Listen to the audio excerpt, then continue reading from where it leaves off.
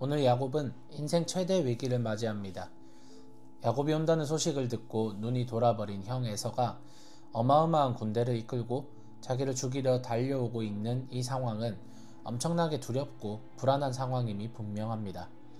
더군다나 자신을 위협하는 원수가 가족이라는 점은 야곱의 마음을 더욱 아프게 했을 것입니다. 이런 벼랑 끝에서조차 야곱은 자신의 능력을 의지합니다. 자신이 가진 것으로 이 위기와 어려움을 해결해 보려고 발버둥칩니다. 종들을 먼저 보내서 뇌물을 에서에게 보냅니다. 하지만 이 작전이 먹히지 않고 오히려 군사를 끌고 온다는 소식을 듣자 야곱은 일행과 자신이 가진 모든 재산을 두 그룹으로 나누어서 피해를 최소화하려고 합니다. 그리고 한 번 더 뇌물 작전을 실행합니다. 이번에는 자신의 가축대를 대여섯 그룹으로 쪼개어서 형 에서가 도달할 때마다 그 가축들을 에서에게 선물로 바치라고 종에게 명합니다. 여러 차례 보낸 선물들로 인해 에서의 화난 마음이 하나씩 풀어져서 맨 마지막에 자기를 만날 때에는 완전히 화가 풀리기를 기대한 것입니다. 이게 믿음을 가졌다는 사람들의 삶의 모습입니다. 찌질합니다. 담대하지 못해요.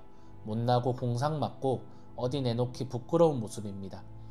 하나님에게 온전히 믿음을 두지 못하고 올인하지 못하고 이랬다가 저랬다가 갈팡질팡하며 우리의 생각대로 행동해 보기도 합니다. 그러면서 하나님께 기도하고 하나님을 간절하게 붙들기도 합니다. 이게 인생이라는 겁니다. 이게 우리의 모습이에요. 우린 그렇게 멋진 신앙인이 아니라는 것이 우리가 위기에 섰을 때 비로소 깨달아집니다. 우리는 예수님처럼 믿음을 가지고 죽음을 불사했던 그런 믿음의 선조들과 같은 믿음이 없는 것 같아요. 그래서 늘 불안합니다. 나는 진짜 믿음을 가진 사람일까? 나는 구원받을 믿음이 있는 사람일까? 흔들리고 또 흔들립니다. 바로 그때 하나님은 찾아오십니다. 우리의 힘으로 해결할 수 있을 것만 같았지만 그 무엇도 해결되지 않고 벼랑 끝에 몰려있는 그때에 하나님은 찾아오십니다. 하나님은 언제나 여러분보다 앞서 일하는 분입니다. 우리가 찾지 못할 때에, 우리가 부르지 못하는 그때에 하나님은 우리를 찾아와 주시고 우리에게 손 내밀어 주시는 분입니다.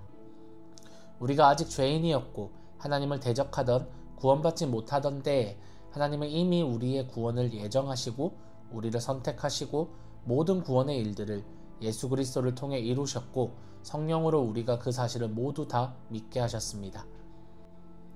예수님의 죽음 앞에 너무나도 두려워 문을 걸어 잠그고 있던 제자들에게 예수님은 먼저 찾아오셨습니다. 예수님을 부인하고 완전히 자존감이 밑바닥으로 추락해 있던 베드로와 제자들에게 얘들아 뭘 좀 잡았느냐? 그물을 배 오른쪽에 던져봐. 잡은 물고기를 조금 가져와봐. 이리 와서 아침 먹어 라고 하신 예수님의 모습을 우리가 기억해야 합니다. 어쩌면 예수님을 부인하고 뿔뿔이 흩어져 마음과 자존감이 땅에 떨어질 대로 떨어진 제자들과 같이 이것저것 분주하게 준비했지만 너무나 겁이 나고 자신이 없었던 야곱에게 하나님은 예수님이 제자들에게 평화를 전하고 같이 아침 먹자며 위로하신 것처럼 그냥 야곱을 위로하고 싶었던 것은 아닐까. 야복강에서 같이 얘기 좀 하고 낚시 좀 하면서 고통 속에 있었던 아내와 자녀들에게조차 알리지 못했지만 숨죽여 울고 있었던 야곱을 하나님이 찾아내신 것이 아닌가 생각해 봅니다. 벼랑 끝에 있던 야곱은 그렇게 자신을 찾아온 하나님을 본능적으로 붙잡았습니다. 영어 성경에 보면 그와 레슬링을 했다고 표현하는데 인생의 가장 큰 위기 앞에 하나님을 놓지 못하고 울부짖고 붙잡고 늘어지는 야곱의 모습 속에서 아주 간절함을 찾을 수 있습니다. 어쩌면 인생의 시험과 고난의 한가운데에 계신 분들이 있을 것입니다. 대부분의 사람들은 이 어려움 가운데에서 내가 가진 믿음이 아무것도 아니었다는 것을 깨달았을 것입니다. 그로 인해서 죄책감도 오고 현타도 오신 분들도 분명히 계실 줄로 압니다.